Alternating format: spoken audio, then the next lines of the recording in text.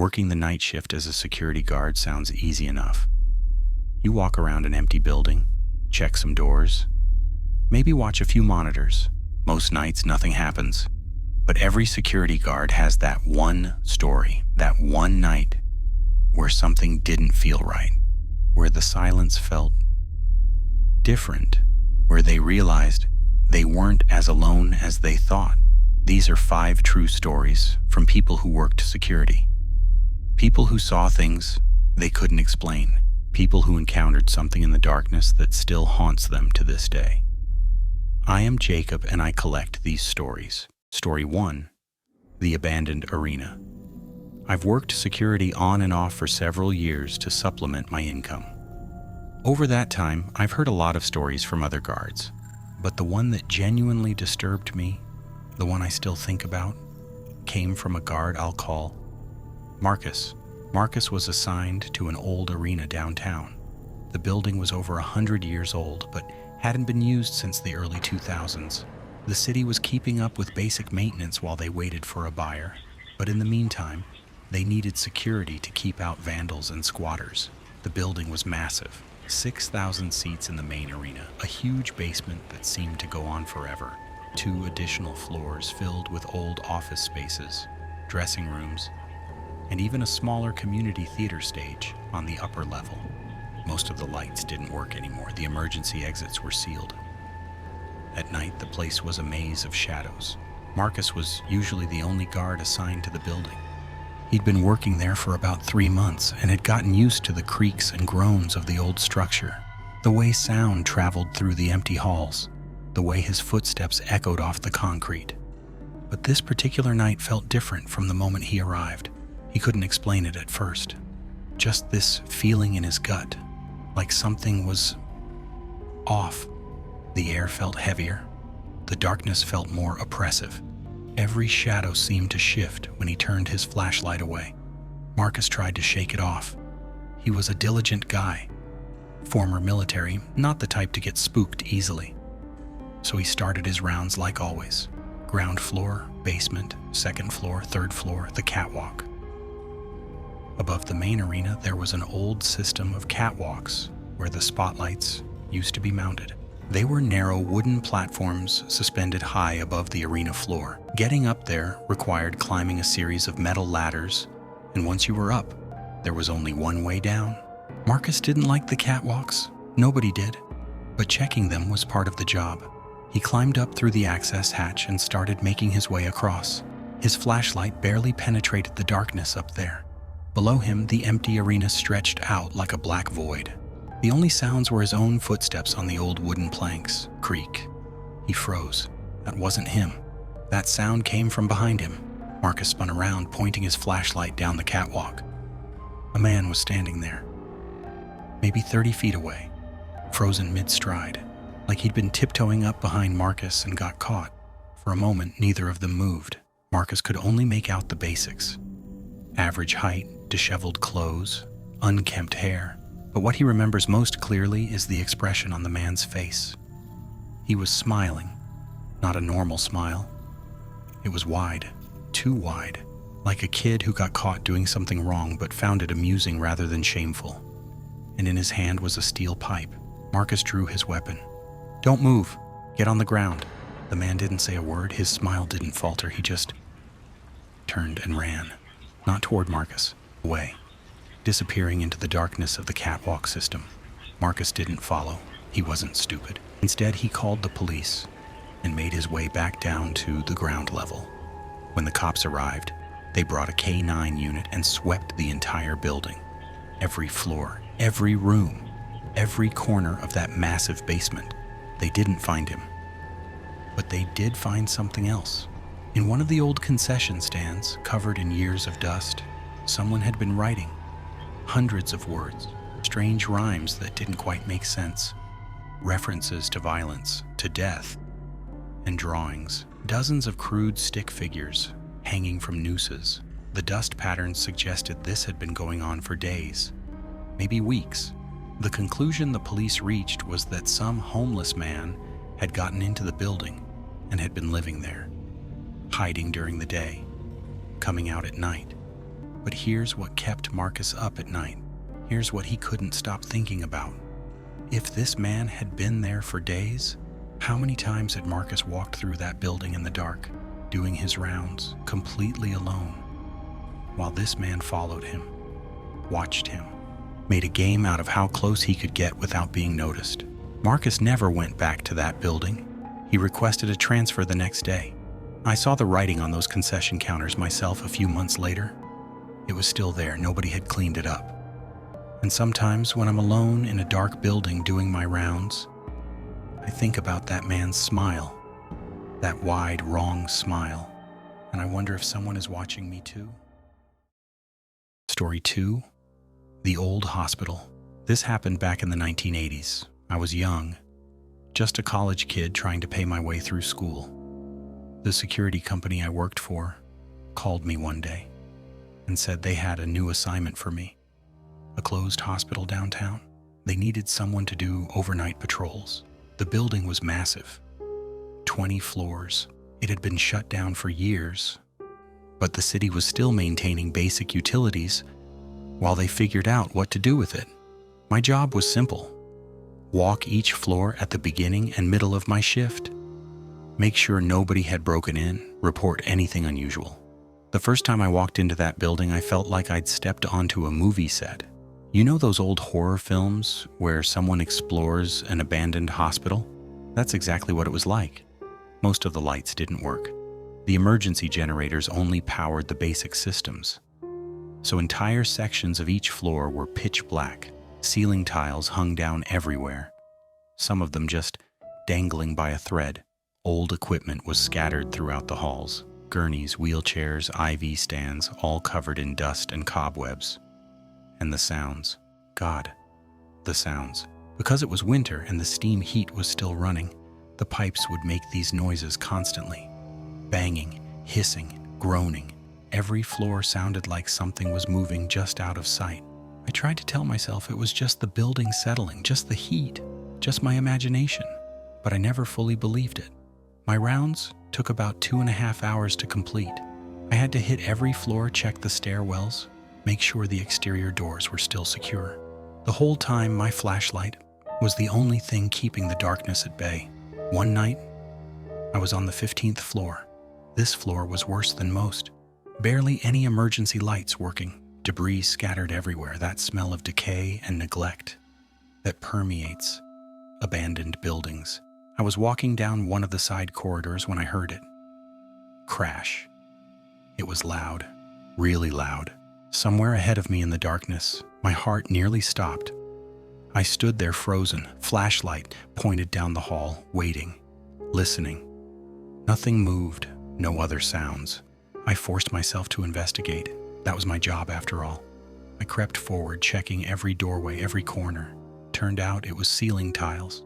A pipe in the ceiling had been leaking for who knows how long. And about 10 tiles had finally given way all at once, crashing to the floor in a heap of wet, moldy material. I laughed at myself, nervous laughter. The kind where you're relieved, but still shaking. But the 18th floor was different. The 18th floor had operating rooms. Old ones, all tile walls, observation windows around the top, where medical students used to watch surgeries. The operating tables were still there, the surgical lights, the instrument trays. Walking through those rooms at 3 a.m. with nothing but a flashlight, it did something to me. I couldn't shake the feeling that I wasn't alone, that somewhere behind those dark windows, someone was watching. I started rushing through that floor, skipping rooms, telling myself I'd checked them when I hadn't. Then there was the 20th floor. I only went up there once. The entire floor seemed different from the others. The air felt heavier, staler, like it had been sealed off for years. I walked through with my flashlight and found boxes. Dozens of boxes stacked against the walls. They all had radiation symbols on them. I don't know what kind of treatments they did up there. Cancer, maybe. Something with radioactive materials. All I know is that some of those boxes looked old, really old, and some of them weren't sealed properly. I decided right then that the 19th floor was as high as I needed to go. Nobody ever asked me about the 20th floor. Nobody ever checked if I actually went up there. So I didn't. But here's the thing that still bothers me. Sometimes when I was doing my rounds on the lower floors, I'd hear footsteps above me. Heavy footsteps. Moving slowly across the ceiling. I always told myself it was the building settling, the pipes, my imagination. But the footsteps always seemed to follow the same path I was taking, like something up there knew where I was, like it was tracking me through the building. I worked that assignment for 6 months. I never saw anything I couldn't explain. I never found evidence that anyone else was in that building with me. But I never stopped feeling watched. Story 3. The Tobacco Warehouse. For about 2 years, I worked overnight security at a massive warehouse facility that stored tobacco. The building was enormous. You could fit a football field inside and still have room left over. Row after row of crates, stacked 20 feet high, narrow aisles barely wide enough for a forklift, and this smell, this overwhelming smell of rotting tobacco that seeped into everything. My shift was 11 p.m. to 7 a.m. Just me in the warehouse. My job was simple. Do regular patrols, check the doors, make sure nobody broke in. Most nights were uneventful, boring even. The hardest part was staying awake, but there were things about that place that I could never explain. It started about 3 weeks into the job. I was doing my 3 a.m. patrol, walking down one of the long aisles between the tobacco crates, when I smelled something that didn't belong. Men's aftershave. Not faint either. Strong, like someone had just walked past me wearing too much cologne. I stopped dead, spun around with my flashlight. Nothing. Just the endless rows of crates stretching into darkness. I searched that entire section of the warehouse, checked between the rows, behind the stacks, every corner where someone could hide. Nothing. Nobody. I told myself I imagined it. Maybe some residual smell from the daytime, maybe my mind playing tricks on me. But it happened again the next week. Same time, same aisle, that unmistakable smell of aftershave cutting through the tobacco odor, and again the week after that. Every time I searched, every time I found nothing. Then other things started happening. I'd be walking through the warehouse and hear footsteps behind me. Soft ones, careful ones, like someone was following at a distance, matching their steps to mine so I wouldn't notice. I'd stop. The footsteps would stop. I'd walk. The footsteps would continue. But when I'd spin around with my flashlight, no one was there. The worst was the night I saw the shadow. I was in the back section of the warehouse, near the loading docks. This area was darker than the rest. Half the overhead lights had burned out and nobody had replaced them. I was checking the dock doors when I caught movement in my peripheral vision. Something large, dark, moving between the rows of crates about 50 feet away. I pointed my flashlight at it, but whatever it was had already disappeared behind the stacks. "Hello?" I called out. My voice echoed through the warehouse. "Security, identify yourself." No response. I moved toward where I'd seen the shadow. My heart was pounding. My hand was on my radio, ready to call it in. I reached the aisle where the shadow should have been. Empty. Just crates and darkness. But here's what made my blood run cold. In the dust on the floor, there were footprints, fresh ones. Someone had been walking through this aisle very recently. The footprints led deeper into the warehouse, toward a section that was used for long-term storage.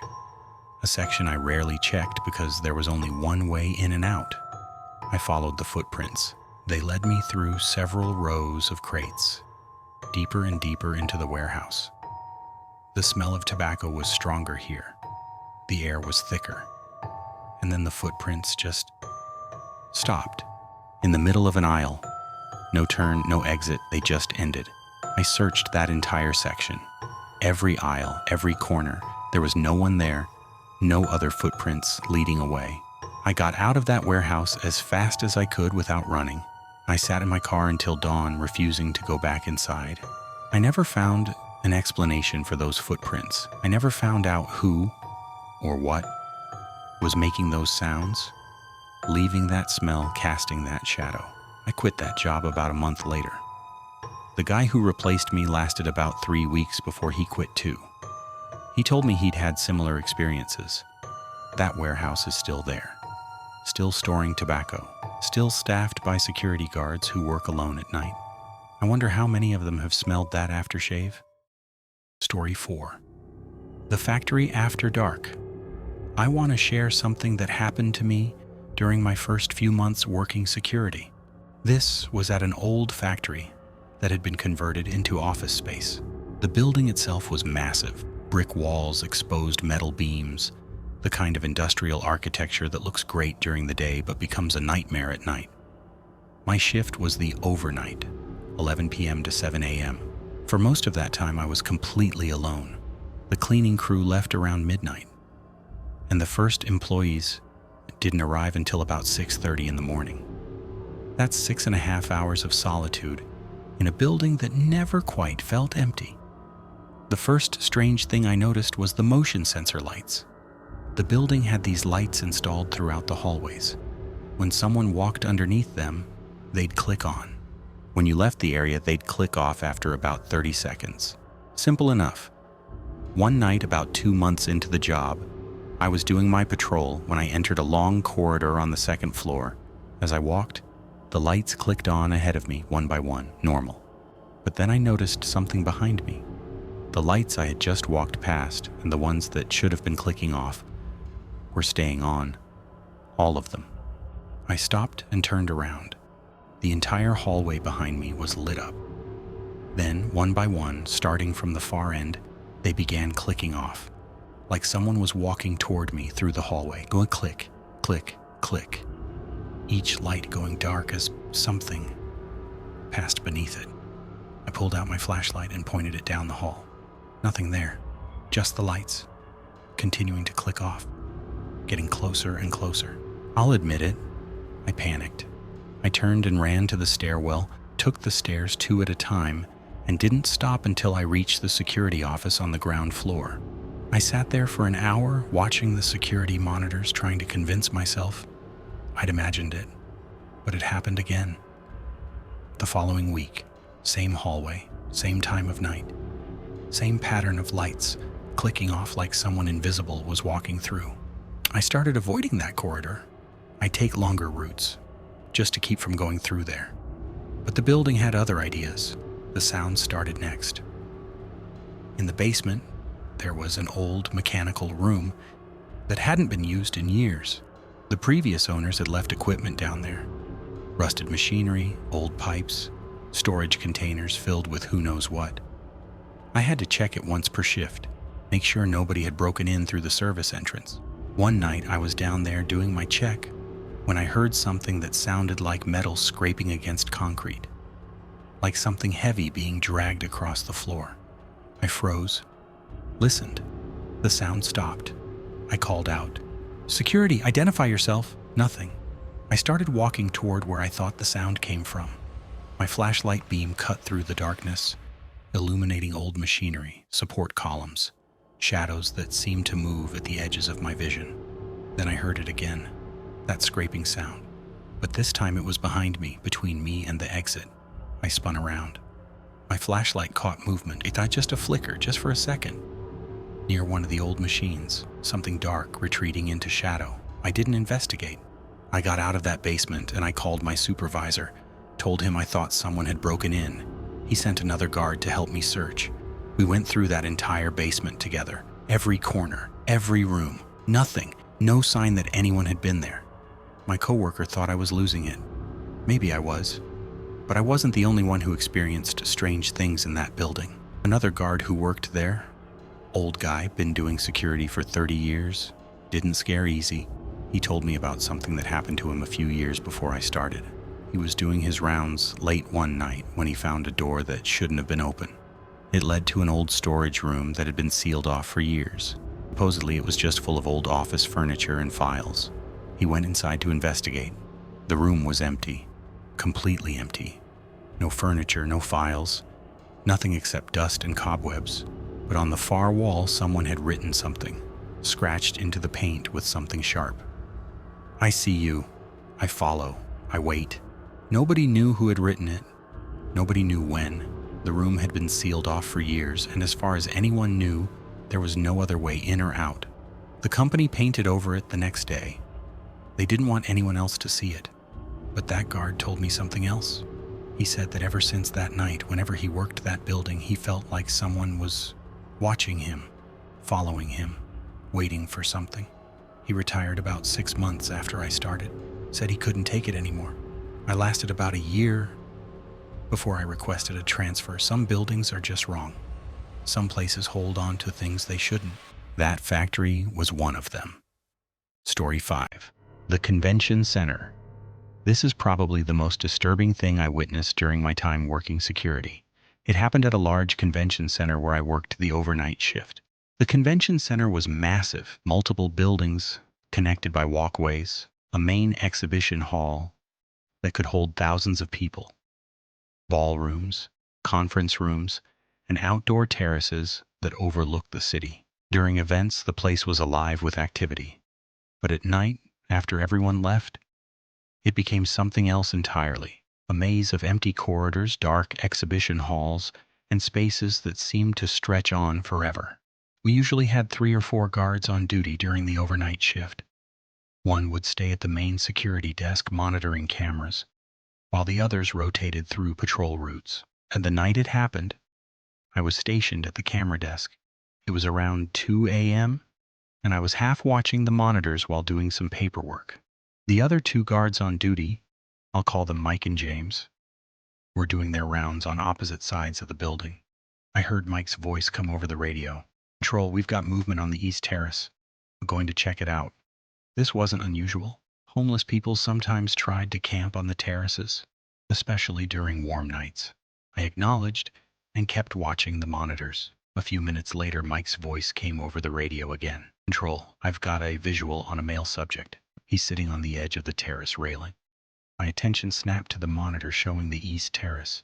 I could see Mike approaching a figure who was sitting on the railing. The terrace was on the 4th floor, overlooking a concrete plaza about 50 feet below. I radioed James.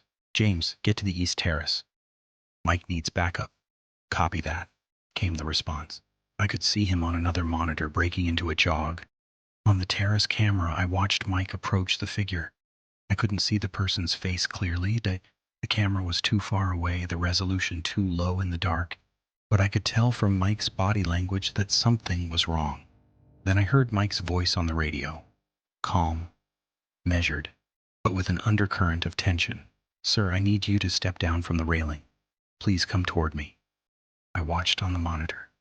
The figure didn't move. "Sir, whatever's going on, we can help. Just step down and talk to me." Still nothing. Then I saw James appear on the terrace, approaching from the other side. The figure turned slightly, seeming to notice him. What happened next will stay with me forever. The figure simply stood up on the railing, balanced there for a moment, and then, without a word, without hesitation, stepped off into the void. Mike lunged forward too late. James screamed something I couldn't make out over the radio. I was already moving, already calling 911, already running toward the east side of the building. By the time I reached the plaza below the terrace, the first responders were on their way. The man was lying on the concrete. I won't describe what I saw. He was still alive when the paramedics arrived. Barely. Both his ankles were shattered, bones protruding at angles that made my stomach turn. His wrists were bent backward. His face was covered in blood from where he'd bitten through his own lip on impact, and his eyes were open, looking right at me. "What happened?" he whispered. Like he didn't know. Like he didn't understand why he was lying broken on the concrete. The paramedics took him away. The police came and took our statements. Mike and James were both shaken.